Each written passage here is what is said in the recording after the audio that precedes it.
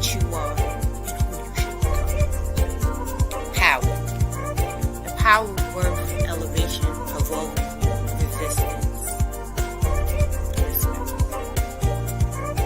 I push through the pain to get to the power.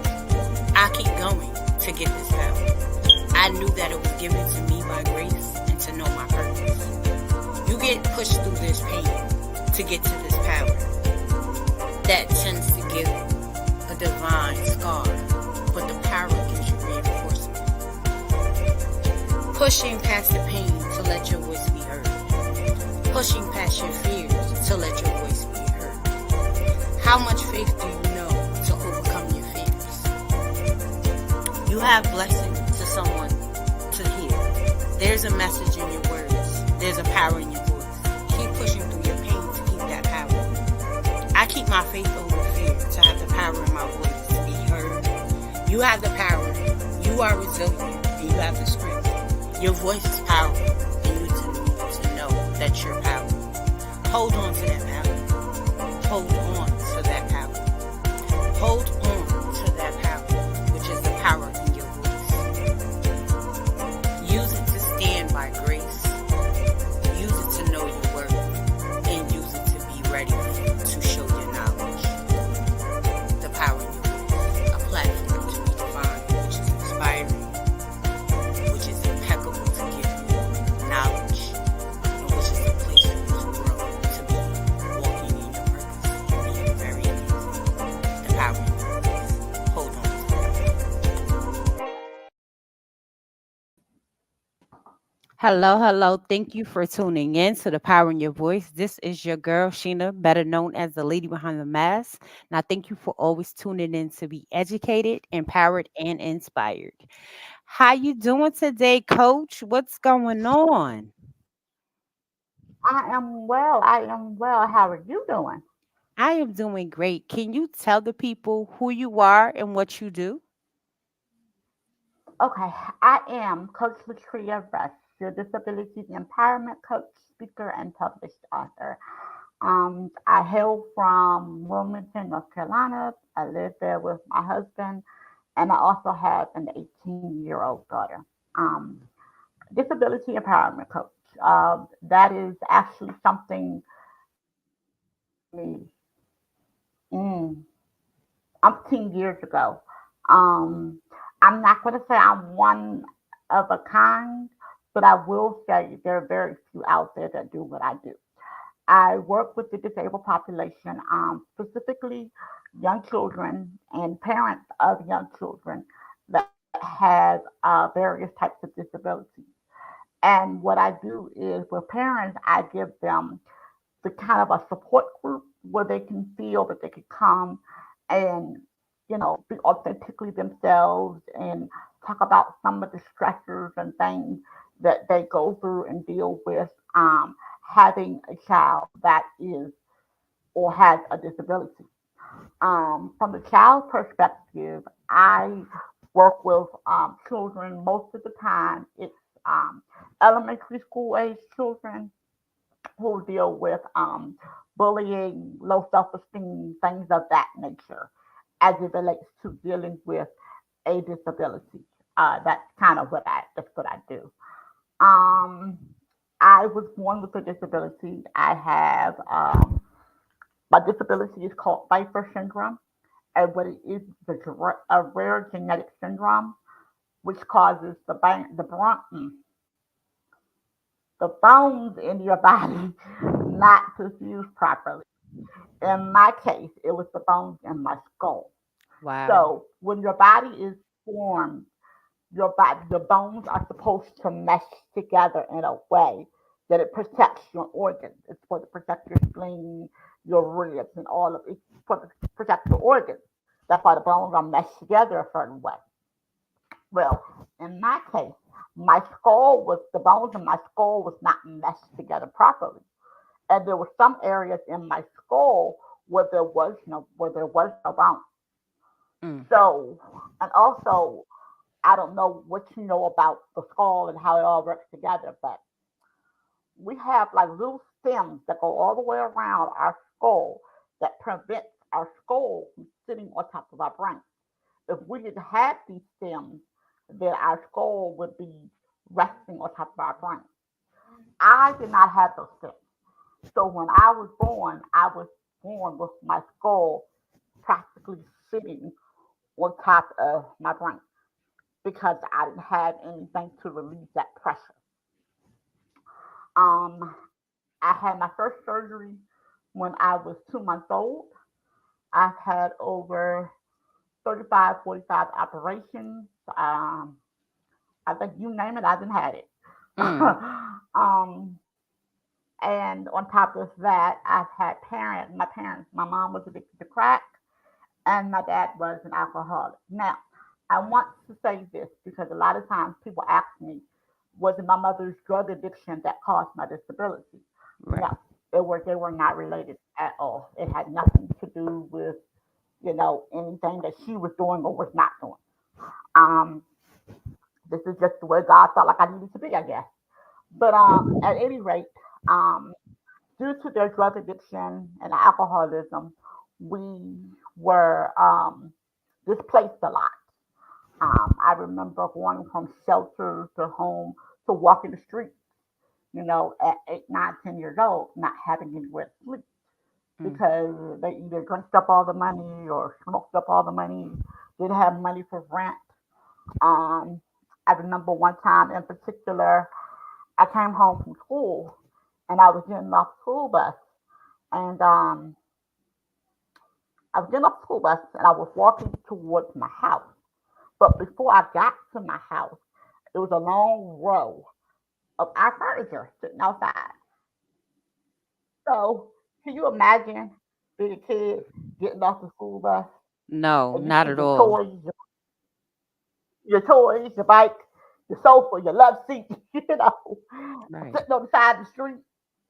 You gotta try to explain to people why are you so stuff sitting on the side of the street? Like, what is y'all having a garage sale? What's going on? So, that was kind of hard to explain to people that, we got put out yet again. There were times when my dad would actually sleep on the furniture outside Wow. to make sure that nobody stole our stuff Mm. because it was out on the street. Um, Fast forward to about the age of 12, I want to say, what's it, 12 or 13, somewhere within that time frame. I entered the foster care system. My mother was deemed unable to care for me and my sister. By the time I have a sister, my mother was deemed unable to care for me and my sister. So we went into the foster care system.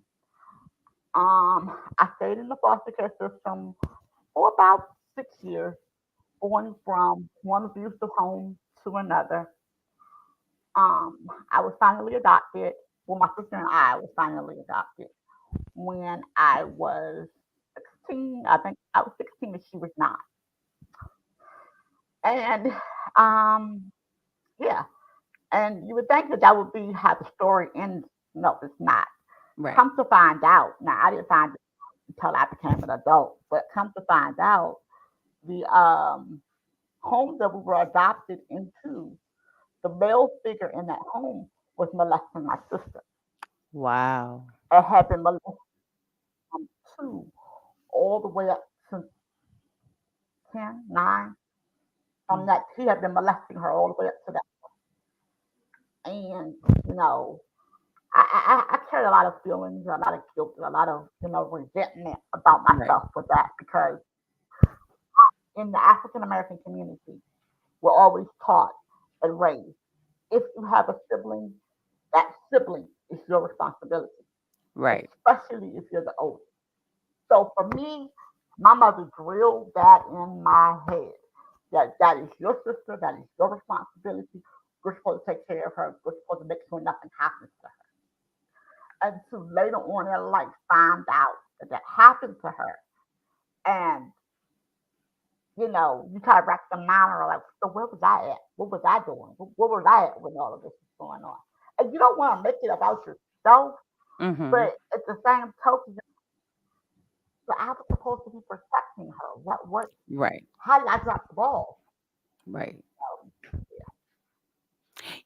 Sometimes when we start to, try to dissect things, and as as you say, being the oldest and being a protector, it's hard, and then we put a lot on ourselves during that journey. So, being We that really you do. are a disability coach, what made you decide to, you know, start your business? Because don't you have a business called More Than My Disability? Am I correct? Disability. Yes, ma'am. So, Yes, ma'am. what Um, made you to become an entrepreneur? it's so funny you asked me that because that seed was planted within me a long time ago, and I kept fighting it. I kept saying, I don't want to own nobody's business. I don't know nothing about owning no business. What I know about running somebody's business, man, listen, I'm just trying to get this paper. I'm not trying to run nobody's business. And it's funny because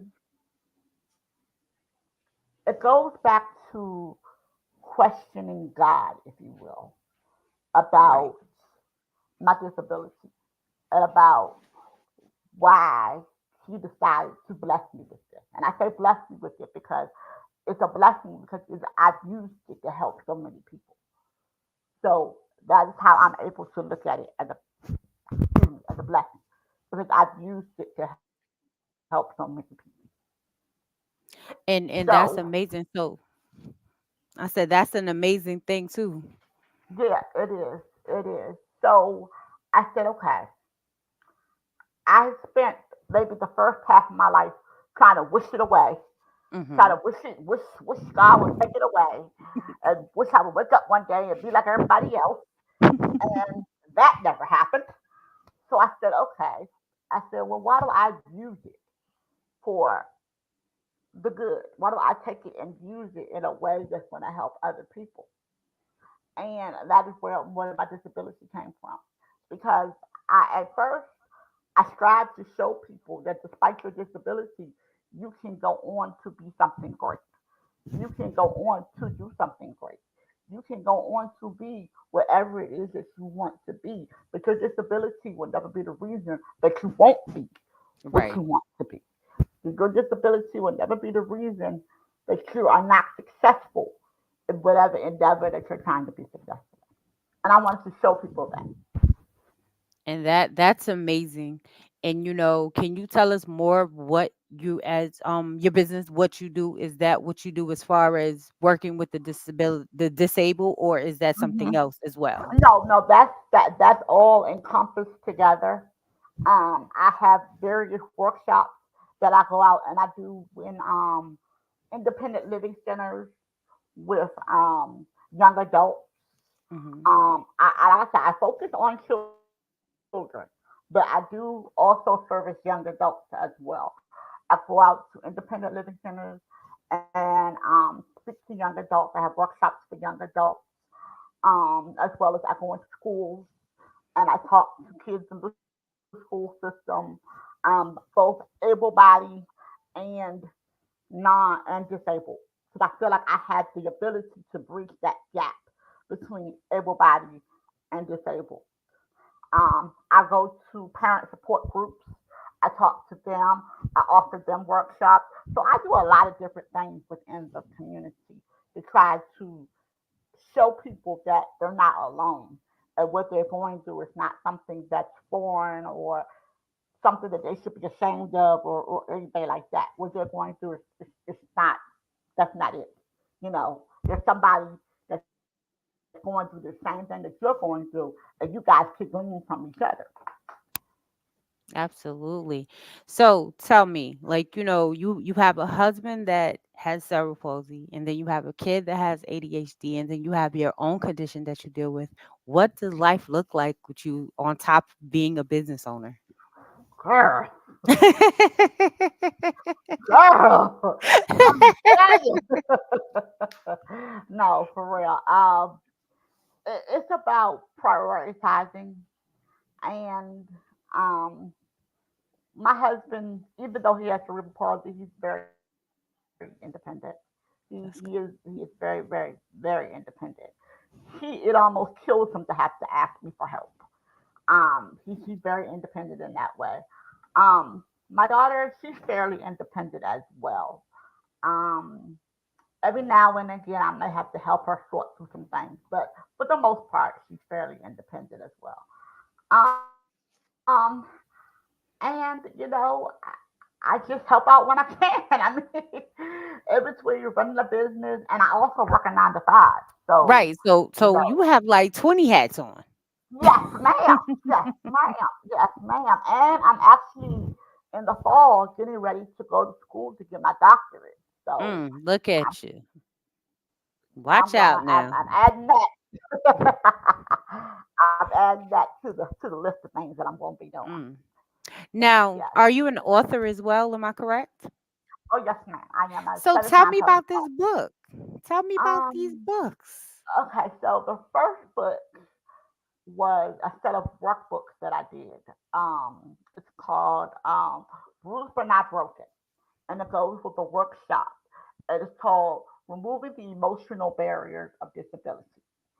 And what that workshop entails is it talks about the different emotional layers that a person deals with that has a disability that they deal with and that they go through. And in order to fully accept themselves and fully accept their disability, they have to peel back those emotional barriers. Okay. So that's one set of workbooks I had. Then I had another book called Green Tea and Other Forms of Meditation. Now, the interesting story about that particular book, well, the title of that book was I was in the hospital. I think I was about 9, maybe, maybe yeah, 9. And I could close my eyes and go back to that day like it was yesterday. And God had dropped that title in my spirit. Now, I'm 9. I don't know what green tea, what are you talking Right. about? So I tucked it away. And then that was the title of my first self help book, Mm. Green Tea and Other Forms of Meditation. And that's just basically a book of poetry and short stories about different experiences that I've had that I use to help other people. That's all I do. I just take the things that I've been through and the experiences that I've had to help other people. Because I feel like our story is not our own. Our experiences are not our own. They're not for us. They have nothing to do with us. Sure, we go through them and we deal with them, but at the end of the day, they were never meant to be for us. They were meant to be for the people that we are called to help. Um, I did a bunch of correlation books where I've Okay. added stuff to them. I did like 3 of those. And then I did a prayer book called Intimate Conversations with God. And that book came about. I was a Sunday school teacher for about a good 10, 11 years, probably a little longer than that. And one thing I always talked to my Sunday school kids about was prayer and the importance of prayer, the importance of not being afraid to talk to God and not being ashamed to talk to God, and dispelling this myth that because I'm a child, God doesn't hear me. God hears you. God hears Right. everything you say to Him. And the questions that would always come up would be, how do you pray? I don't know what to say. I don't know what to say when I pray. I don't know what to say when I'm talking to God. And that's how that title came up. Mm. It's just a conversation between you and God. It has nothing to do with I, anybody else. It's an intimate conversation between you and God.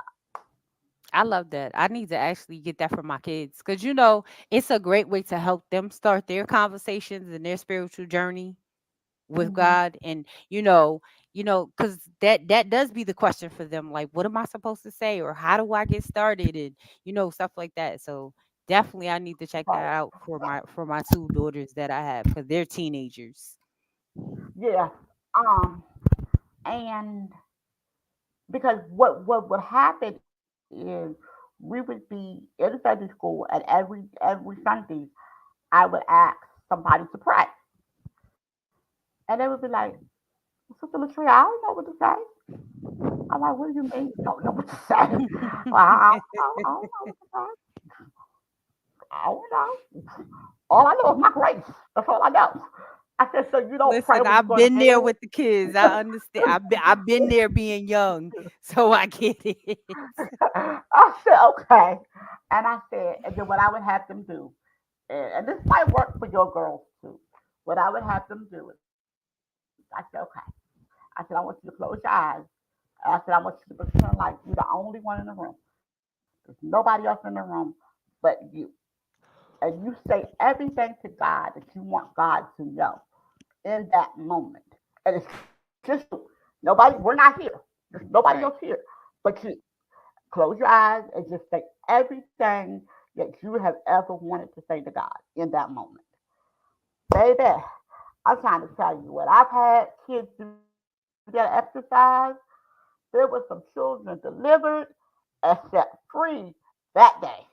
I'm Right. trying to tell you. I mean, they said some things that I don't think anybody ever heard before or they've ever said out of their mouth before. Right. And Out for me, it loud. was just, yeah, out loud. It was just making them relax and having them understand that you and God talking. This ain't got nothing to do with nobody else but you and God. So you Hmm. can get to that place where you can close your eyes and pretend like nobody else is in the room and you and God is just communicating. Then the floodgates will open.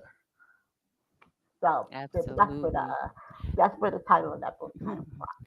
Now, is there any more books in the future?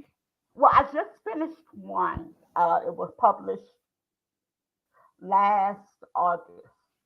It's my my story.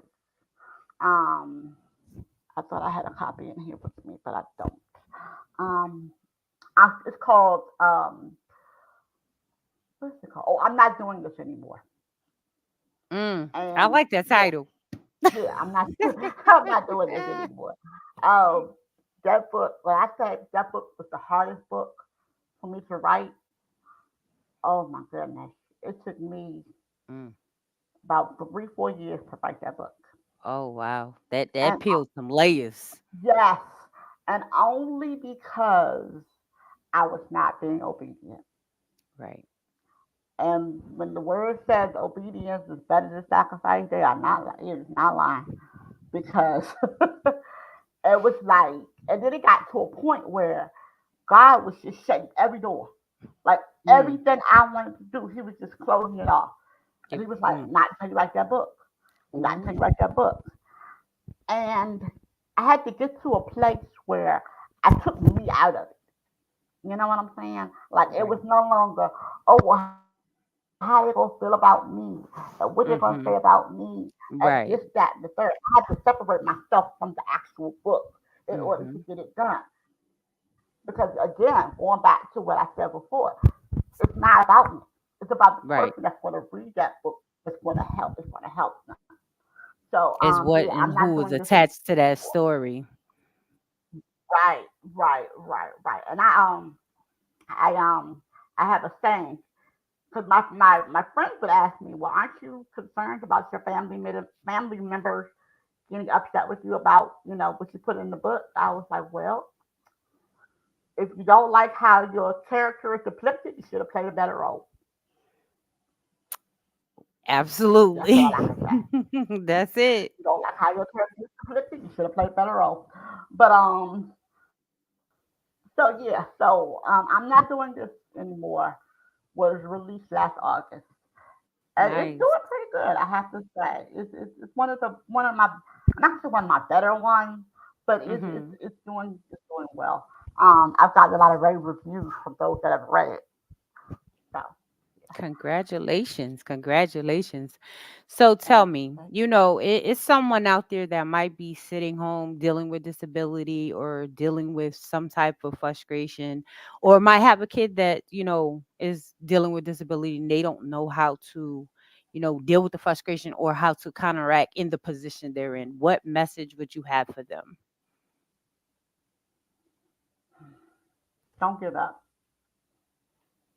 So many times when and I tell my daughter this all the time, don't give up because so many times when it doesn't come easy or when it doesn't come right away or when it doesn't manifest the way that we think it should manifest, We want to give up. Oh, this isn't going to work. I'm never going to be able to do this. I'm never going to be able to do that. Well, you're right. You won't if you keep speaking that.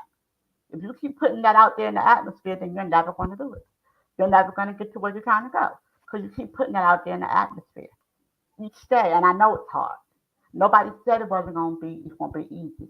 Nobody said it wasn't going to be difficult. Nobody said it wasn't going to be some rough days or some rough times. No, nobody said that. Nobody said it was going to be an easy voyage. Because if it was an easy voyage, God would have gave it to everybody. But he didn't. Absolutely. He gave it to you. He gave it to you because whatever he put inside of you is strong enough to carry it. Whatever he placed inside of you has given you the tenacity and the strength to go where he is trying to take you. Whatever he has placed inside of you has given you everything that you need to get through this. And so many times we are so busy looking everywhere else for what God already put inside of us. He put everything inside of us that we would need.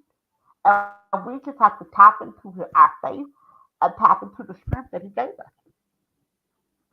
Absolutely. So, what do you feel was your challenges as far as through this process of you going through all the things you've been through in life? Because how many surgeries you've had? Uh, 32, 33, Mm, a lot. a lot. um, a lot. um, accepting myself. Okay. I think that was probably the biggest challenge that I had, accepting myself and accepting, hey, this is just what it is. I mean, because I remember the last surgery I had. Well, not the last, but one of the surgeries I had. I was about 16, and um, I was in surgery from 10 o'clock in the morning until 2 o'clock the following morning. I had lost so much blood that they didn't think I was going to make it. And when I finally came to and came out of recovery, the doctor came in there. He sat on my bed. He's like, "We're not doing any more surgery. We're not doing any more." He's like, "I don't know what you're going to have to do to get to the place that you understand that this is you. This is who you are. This is you. There's nothing more that we can do to fix you because you're not broken. Right. You're not broken. Just because you don't look like everybody else doesn't make you broken. Just because you don't walk, talk, act like everybody else doesn't make you broken, and it doesn't make anything wrong with you. And when I realized that, and when I got to that place of understanding, that on top of the fact of whose I am, I was beautifully creatively, I'm sorry, beautifully, wonderfully made in the image of God. This is the way God wanted me to look. It has nothing to do with man. It ain't got nothing to do with what man say, how man feel, or anything. This is the way God wanted me to be. So when I got to that place in my life, I didn't care anymore. This is just what it is. And I'm proud of you on that journey because some people are still yet in their years have not came to that place of acceptance of who they are and that they're not Mm, broken. right, It, right, it just takes, us loving on who we are and embracing who we are and stepping into the purpose of who we are. right, Because right. like you said, you was running. You said you was running for a long time from what was Oh, given to girl, you as your purpose. girl. Look, let me tell you something. And it's so funny because you're doing a book now, and your book is based on my signature speech. Mm. How to use your pain to push you to your purpose. I think you might need to come and put that speech in the book. But I'm gonna just throw that out there. Hashtag join the project. Turn my pain into purpose. I'm just gonna throw my little, 1-2 out there. But yes, absolutely. You know that and I'm gonna say, that was birth. out of the fact of the things that I deal with. Because one, I don't look like I'm disabled because I don't look like my story. You will never know that I have five, or shall I say six now, diagnoses on me because I don't look like it. All my conditions are invisible. So that was birthed out of just the transitions of the last 10 and 11 years going through my story and going through domestic violence. So, like how you say your story, your message, and that's what made me come up with the book because so many times we go through that pain and forget that there's a purpose through that.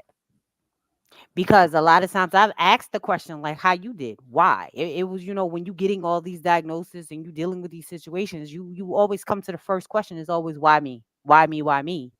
But I remember started asking the questions, okay, so what do I do with that now? Right, Being that it is on me. Instead of why me, what do right, I do with it? So, right, right, right. And that has been my thing. I think it's a part of my speech where I say that, where I say, you know, everything that I went through is for this moment right here.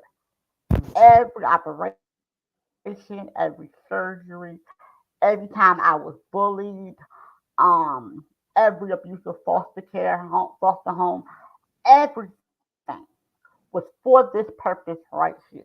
If I did not go through that, then I would not be a 7-time published author. If I did not go through that, would I not have not only a bachelor's but a master's degree? If I did not go through that, I would not be an entrepreneur. So I had to go through that pain and allow that pain to push me to my purpose. And in my speech, I also talk about how we use that pain to push us to our purpose. How we first acknowledge it. You see what it is. You acknowledge that it's there.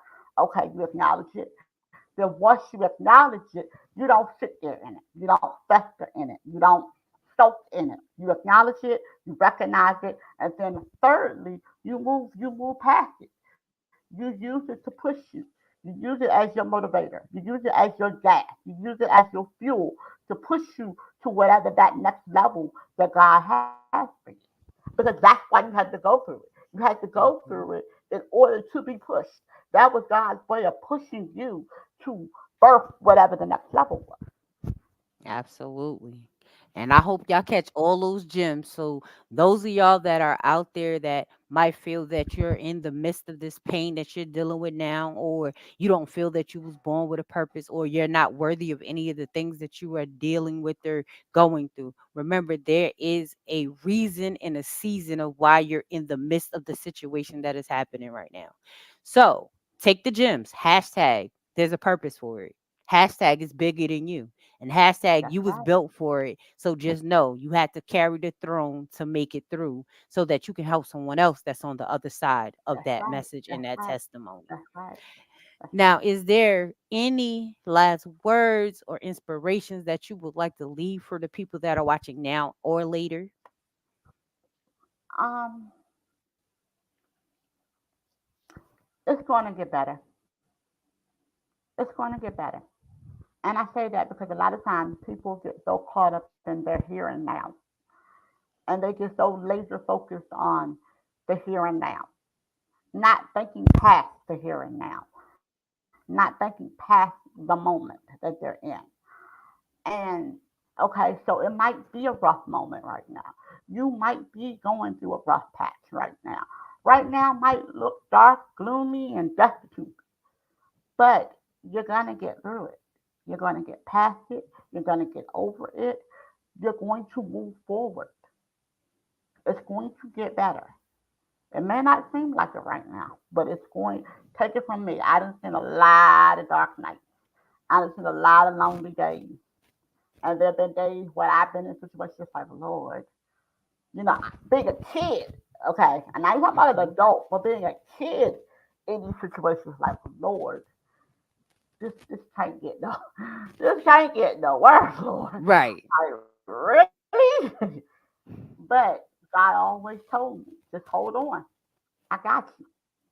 And the same way he got me, he got you too. Amen, girl. You done preached today. You about to start a sermon. You're gonna have some people in here shouting and ready to go. Can you tell people how to connect with you, work with you, how to follow you, and all the et ceteras, coach? Okay, sure. I have a website. It's www.coachlatria.net. I'm on all social media platforms. Facebook. My Facebook is my name, Latria, Lat as in Tom, Rea. Anita Russ. That's my full government name. Don't try to use it because you won't get very far. But anyway, that's my full government name. You can look me up on Facebook, on Instagram. It's Coach Latria 79. TikTok is Coach Latria, and then it's Speaker Latria. YouTube is Coach Latria. Thank Coach Latria. Thank you for being here to bless us with your story, your journey, and your gems from entrepreneurship, motherhood, all the et ceteras, and the woman on the move. As always, guys, this has been Sheena Gadon on The Power in Your Voice, your host, better known as the lady behind the mask. As always, we are here to educate, motivate, and inspire. Tune in to the next time when we be back with another author, another businesswoman, businessman, or somebody that's just ready to share their testimony. We are always here to share, inspire, and motivate. Thank you and have a great night, guys. Bye.